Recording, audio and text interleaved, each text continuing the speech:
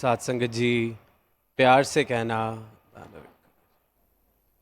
साथ संगत, ये खुद को मिटाना कि मेरा अपना कोई राग ही नहीं, मेरी अपनी कोई मैं ही नहीं। जो आप जी कह रहे हैं बस वही मेरा जीवन है। जो आप जी बता रहे हैं वही मेरी भक्ति है। अभी सुना कि किस प्रकार भक्ति ने ऐसा रूप ले लिया कि भक्ति के कारण ऐसे तरीक़ों से भक्ति की युक्तियाँ, भक्ति के तरीके निकाल लिए संसार ने, दुनिया ने, कि लोग भक्ति नाम से ही डरने लगे या दूरी बनाने लगे। ये सिर्फ़ और सिर्फ तब हो सकता है जब साकार मेरे जीवन में नहीं है। जब मेरे जीवन में साकार सतगुरु नहीं है तो जिसको मैं भक्ति समझता हूँ या भक्ति समझ के जो जो चीज़ें मैं करता हूँ वो सब और सब मेरी इंटरप्रिटेशंस। मैंने कोई शास्त्र पढ़ लिए, मैंने कोई वेद पढ़ लिए, मैंने कोई ग्रंथ पढ़ लिए, तो उनसे अपना निकाला हुआ मतलब कि हाँ ये बात जच रही है, ये मैं कर लेता हूँ। भक्ति तो इसे ही कहते हैं। ऐसे जितने भी कार्य इंसान ने किए वो पतन की तरफ ही लेके जाने लग गए। किसी ने अपने आप को खुद ही सोच लिया कि मैं तो धर्म की रक्षा करूँगा, ये लिखा है। किसी ने सोच लिया कि मैं जाके बताऊँगा कि मुझे समझ आ गई है क्या लिखा है। तो ये जितनी भी इस तरह की जो एक विक्षिप्त रूप भक्ति का दुनिया में देखने को मिला या सुनने में मिलता है, देखने में मिलता है, ये सिर्फ़ और सिर्फ इंसान का अपना सुर है। मैंने जो सुर अपने बचपन से सुने, देखे, कहीं फिल्मों में, कहीं कथाओं में, कहीं किताबों में, उसी सुर को इतना प्राथमिक कर लिया कि भक्ति कहीं गुम हो गई। भक्ति का ऐसा हाल कर दिया कि दुनिया वाकई उससे दूर भागने लग गई। फिर इसलिए ये कहा गया है कि गुरु के सुर में अपने सुर भी मिल जाएं तो भक्ति है।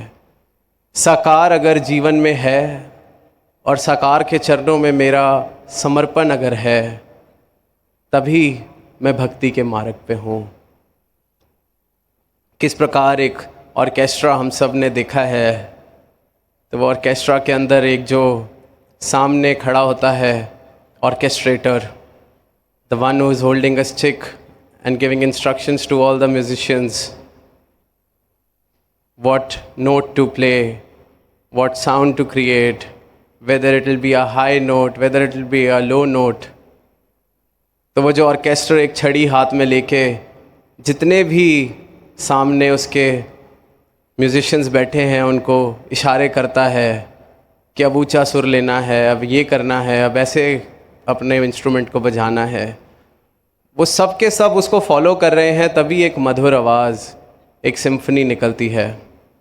अगर उसमें से कोई भी एक अपनी मनमर्जी का सुर छेड़ दे, 100 से ज़्यादा कई बार इंस्ट्रूमेंट्स देखने को मिलते हैं, 100 से ज़्यादा कई बार म्यूजिशियंस देखने को मिलते हैं, और वो सब के सब वही चीज़ फॉलो कर रहे हैं जो ऑर्केस्ट्रेटर कह रहा है, तब जाके वो एक सुंदर सिम्फनी। और ऐसा नहीं कि वो 100 में से कोई एक भी अगर गलती करेगा तो सिम्फनी वैसी लगेगी, नहीं। किसी एक ने भी अपनी मर्ज़ी का सुर ताल छेड़ दिया तो वो सब का सब बेकार हो जाता है। तो इसी प्रकार मेरे अपने 100 से ज़्यादा सुर हैं। कभी मेरा सुर लालच का है, कभी मेरा मोह का है, कभी कुछ पाने का है, कभी कुछ छोड़ने का है।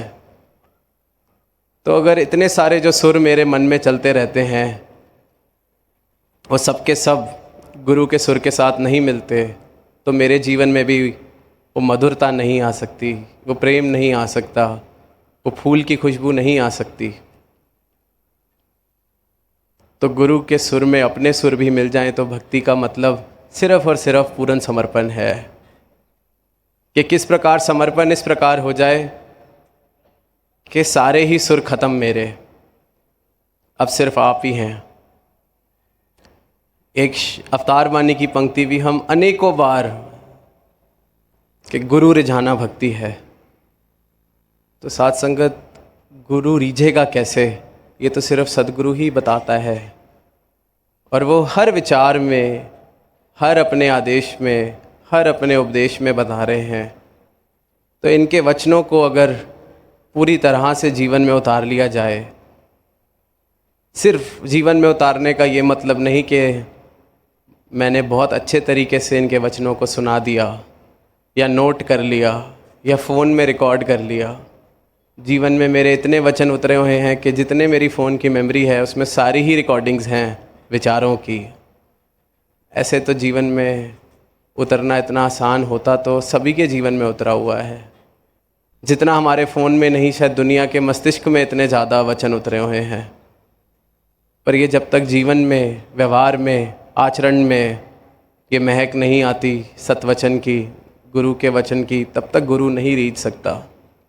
और अक्सर हम ये नादानी कर बैठते हैं, हम सोचने लगते हैं गुरु तो मुझसे बहुत रीझा हुआ है, देखो मुझे देख के मुस्कुराए थे। वो हो सकता है मेरी किसी नादानी पर ही मुस्कुरा रहे हों कि इसको कितने साल से समझा रहे हैं एक बात, इसका हाल वही का वही, और मैं सोचता हूँ वाह गुरु तो रीझा हुआ है। तो खुद को चेतन करें। रीझा भी हुआ है तो सिर्फ इसको पता है कि ये रीझा हुआ है किसी से कि नहीं। हम ये मान के चलें कि अपने चरणों से जोड़े रखना, कोई ऐसी गलती मुझसे ना हो जाए। रिझा तो पता नहीं मैं आपको सकता हूँ कि नहीं, पर मैं कोई ऐसी बेवकूफ़ी या कुछ ऐसा ना कर बैठूं कि उससे विपरीत कुछ हो जाए। गुरु रूठे नहीं ठौर, तो ऐसी हालत ना कर बैठूं। भक्ति अगर कुछ है तो वो जो आज ये कह रहे हैं, ये बता रहे हैं, अगर तो मैं वो कर रहा हूँ तो वो ही पूर्ण भक्ति है। कल को ये कहें जो आज कहा है उससे कुछ विपरीत कल मुझे करने को कह दें और मैं कह दूं कि नहीं उस दिन तो ये कह रहे थे, तो मतलब समर्पण अभी हुआ नहीं है। अभी मेरे अपने सुर, क्योंकि मैं सिर्फ उन्हीं चीज़ों से राज़ी हो रहा हूँ जो मेरे साथ मेल खाती हैं, जो जब तक मुझे श्रेष्ठ बनाती हैं, जो जब तक मेरे अहंकार को खाद पानी दे देती हैं, उन चीज़ों से तो मैं सहमत बहुत जल्दी होने लगता हूँ।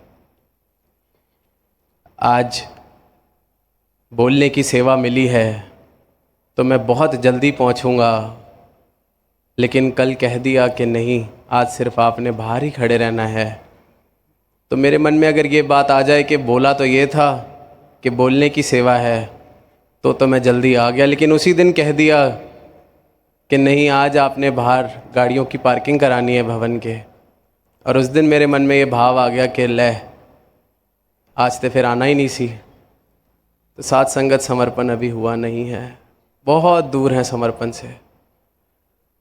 तो अपने लिए अरदास मांगें कि मैं अपने सारे सुरों को समर्पित कर सकूं, जो आपका सुर है बस वो ही रह जाए, तभी आनंद की अवस्था भी आती है। जैसे जैसे आनंद जीवन में उतरने लगता है वो इसलिए ही उतरता है क्योंकि मेरा समर्पण बढ़ रहा है।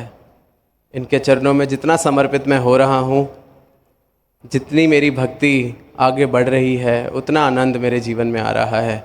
और फिर साथ संगत इस आनंद के साथ एक समझ भी आती है कि इस आनंद में अगर कुछ बाधा है तो वो मेरा अपना सुर, मेरी अपनी मैं, मेरी अपनी इंटरप्रिटेशंस, मेरी अपनी एक्सपेक्टेशंस, मेरा अपना अहंकार, मेरी अपनी जो ये मैं है।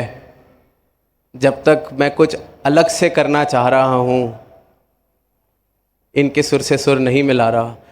और ये हम सब ने कहीं ना कहीं एक्सपीरियंस किया होगा। जीवन में कोई कड़वाहट जैसा महसूस हो रहा है, खुशी महसूस नहीं हो रही, कुछ ऐसा लग रहा है कि कुछ अच्छा ही नहीं है। हम सब अपने अंतर्यामी हैं। ये सिर्फ़ और सिर्फ इसी कारण से है कि इनके चरणों से कहीं दूर हो चुके हैं।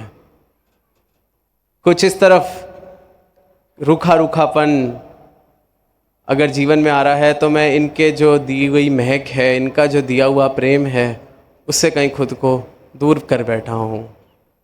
तभी फिर वो जीवन के अंदर ऐसी हालत होने लगती है। तो बार बार यही अरदास कि मुझे ये पता भी है कि अपने आनंद की बाधा मैं खुद हूँ, अपने आनंद में मेरा अपना अहंकार ही बाधा है, तो फिर भी मैं अपनी मैं को नहीं छोड़ पाता। वो समर्पण जब मैं करता हूँ और इस आनंद का एहसास मुझे होने लगता है, तो फिर और कोई सुर अच्छा नहीं लगता, फिर सिर्फ और सिर्फ गुरु का सुर। और रिझाया इनको सिर्फ और सिर्फ एक ही तरीके से जाया जा सकता है, पूर्ण समर्पण। कहना बहुत आसान है, इसलिए बार बार ये संतों के संग की इतनी महत्वता की जाती है। सदगुरु खुद कहते हैं सत्संग में जाओ, और साथ संगत सब कहते हैं कि गुरु के बिना भक्ति, गुरु की क्या ज़रूरत, गुरु का क्या महत्व। भक्ति तो हो ही गुरु की शक्ति है। निरंकार की भक्ति कोई कैसे करेगा सदगुरु के बिना। निरंकार ने तो नहीं बताना कि मैं रीझा हुआ हूँ, निरंकार ने तो नहीं बताना कि मैं रीझूँगा कैसे। निरंकार का तो मुझे कुछ अता पता ही नहीं था। इनसे इशारा अगर पा के मैं ये कह दूँ कि अब ये निरंकार से मेरा अपने आप ही नाता हो गया। वो ये करते हैं, ये ज़रूर है, लेकिन इनके बिना वो हो ही नहीं सकता। एक कहानी भी दास को याद आ रही है कि इसी प्रकार एक इंसान एक गुरु के पास गया। वो कहता है कि मैंने सुना है कि आप सत्य का बोध कराते हैं, आप ये आत्मज्ञान देते हैं, ये ब्रह्म ज्ञान देते हैं, पर वो सब ठीक है, पर ये दे के आप करते क्या हैं। मैं लेना तो चाहता हूँ, मैं समझना तो चाहता हूँ, पर मुझे ये नहीं समझ आ रहा कि आप ऐसा करते क्या हैं। मेरे मन में अभी भी कहीं ना कहीं कुछ सवाल आते हैं। तो वो गुरु अपने कमरे में अंदर जाते हैं, हाथ में एक पत्थर लेके बाहर आते हैं। वो कहते हैं कि ये पत्थर ले जा और जहाँ सब्जी मंडी लगी है वहाँ इसको बेचने चले जा, और जाओ 5-7 दुकानों पे, 10 दुकानों पे, और पूछो कितने में ख़रीदेंगे इसको, और बस उसका मूल पता करके, उसकी कीमत पता करके वापस आ जाना, उसको बेच के मत आना। वो जाता है, तो जब वो 2-4 ऐसी रेहड़ियों पे जाता है तो वो दो बारी उसको कहते हैं कि आप किस समय आ गए हैं, अभी हमारी ग्राहकी का टाइम है, हमें दुकान चलाने दीजिए। किसी और के पास जाता है तो कहते हैं आप क्या लाए हैं, ये पत्थर का हम क्या करेंगे, इसकी हमें कोई ज़रूरत नहीं है। कोई कहता है चलो अब आप कुछ लाए हैं, ये 10 रुपये दे देते हैं आपको, ये पत्थर हमारे बच्चे इससे खेल लेंगे, इसको इधर उधर फेंक लेंगे। कोई कहता है चलो पत्थर थोड़ा अच्छा है, इससे मैं सब्जी तोल लूँगा। 10-20 रुपये की कीमत उसको अलग अलग जगहों से जाके मिलती है। वो वापस आ जाता है, गुरु को बताता है कि ये इस तरह से इसकी 10-20 रुपये की कीमत लग रही थी, तो जैसे आपने कहा था मैं इसको वापस ले आया हूँ। गुरु कहता है ठीक है, अब एक काम कर, इस पत्थर को लेके जा और उस बाज़ार में जा जहाँ चांदी का व्यापार होता है। वो वैसे ही करता है, और फिर यही आदेश होता है कि बस कीमत पता करके आना, इसको बेच के मत आना।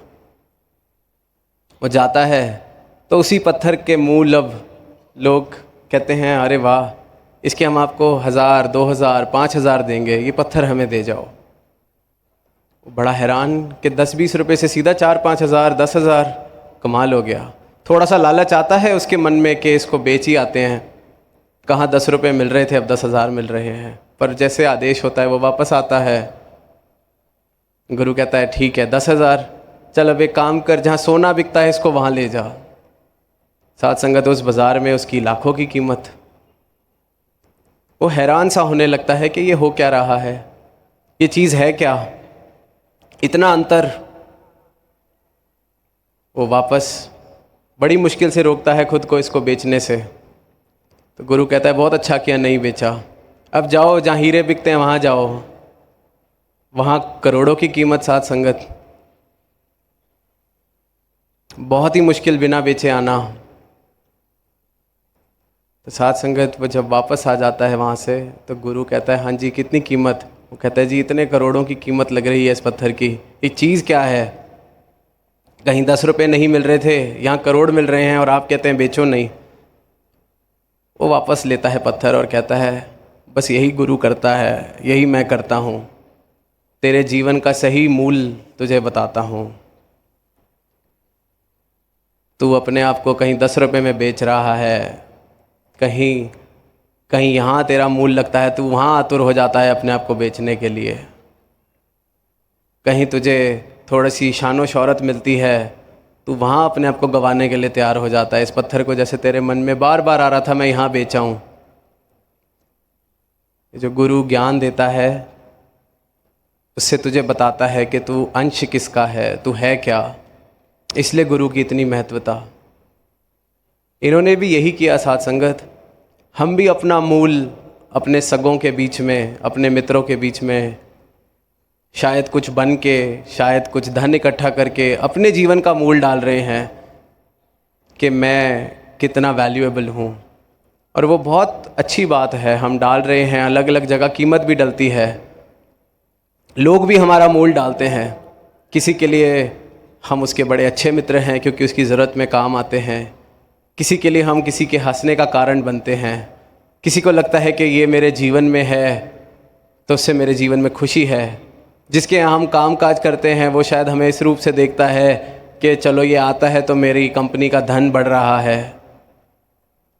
हम अपने बच्चों को शायद इस तरीके से देखते हैं कि आगे जाके हमारे बुजुर्गी का सहारा हैं। बच्चे शायद माँ बाप को इस तरीके से देखते हैं कि ये हमारी सुरक्षा हैं, इनसे हमें प्यार मिलता है। तो सब ने किसी ना किसी ने एक दूसरे का मूल डाला हुआ है। पर सच्चा मूल इंसान का, इस जीवन का, मेरा किसने डाला? सदगुरु ने। कोई ये नहीं कह रहा कि तू आप परमात्मा है, कोई इस परमात्मा से मिला के मुझे एकमिक नहीं कर रहा, सिर्फ और सिर्फ सदगुरु कर रहे हैं। तो मेरे जीवन का असली मूल जिसने बता दिया, जिसने मुझे ये बता दिया कि मैं हूँ क्या। मुझे कहीं ऐसे ही सब्जी मंडी में, सोने के बाज़ार में, हीरे के बाज़ार में अपने आप को बेचने से बचा लिया, तो फिर उसके चरणों को छोड़ के मैं जाऊं भी तो कहाँ। ये भक्त की अवस्था साथ संगत, ये भक्त का भाव। इसलिए भक्त कहता है कि जो तुध भावे सोई भलीकार। क्योंकि जब तूने मुझे बता दिया, जब मेरी इतनी कीमत डाल दी, तो अब तेरे चरणों से दूर जाके तो इससे कीमत घटनी ही है। तो वो तो बेवकूफ़ी का सौदा। तो अपने आप को इस तरह से, ऐसी मूर्खता से हम बचा सकें कि कहाँ अमूल्य इन्होंने बनाया है और फिर मैं वहीं लाखों करोड़ों हज़ारों में बिकने को तैयार। इसलिए गुरसिख कहते हैं कि सिख दा पिंड प्राण है सतगुर। तो भक्ति अगर कुछ है तो सिर्फ और सिर्फ साकार जो कह रहा है उस तरफ पूर्ण समर्पित हो जाना। तो ऐसी ही अरदास आज भक्ति पर्व पे अपने लिए भी, सारी संगत के लिए, सारी मानवता के लिए, कि जीवन में ये जो आनंद की अवस्था है ये सबके जीवन में आ सके। ये जो समर्पण जिसका जिक्र हम करते हैं ये सबके जीवन में आ सके। पूरा नहीं आ रहा तो थोड़ा थोड़ा आना शुरू होए, ताकि ये जो आनंद इस समर्पण के साथ जीवन में आता है, जब वो आनंद का रस इस रूप में जीवन में आने लगता है तो फिर उसके अलावा किसी और अवस्था में रहने का फिर ध्यान नहीं करता, मन नहीं करता, फिर मन भी पूर्ण समर्पित हो जाता है। तो सदगुरु के चरणों में यही अरदास कि जो भक्ति जिसका जिक्र कर रहे हैं, ये जो जीवन जिसका हम जिक्र कर रहे हैं, अक्सर सदगुरु माता जी कहते हैं कि प्रभाव भी ऐसे ही जीवन छोड़ते हैं जिनमें वो भाव हैं, जिनमें वाकई वो जीवन जिया गया है। कोई बोलता है, कोई जिक्र करता है, तो हम सब जानते हैं कि प्रभाव भी उन्हीं जीवनों का हमारे ऊपर है जिनके हमने अंदर से और बाहर से एक ही तरीके से देखा। ये नहीं कि बातें तो दास भावना वाली, नाम तो अपने आगे दास, पर बिल्कुल उससे विपरीत मेरी अवस्था। तो अरदास अंत में यही कि जो जीवन जैसे आज जिक्र किया जा रहा है भक्तों का, अनेकों ऐसे संतों का जिन्होंने तोड़ निभाई, जिनकी तोड़ निभी सदगुरु के चरणों में, तो हमारी भी तोड़ निभ सके। हम भी अपने सुरों को ख़त्म करके सिर्फ़ और सिर्फ हमारे जीवन में एक गुरु का ही सुर हो, तभी सदगुरु रीझ सकते हैं और तभी भक्ति पूर्ण हो सकती है। साथ संगत जी प्यार से कहना, ध्यान रखो।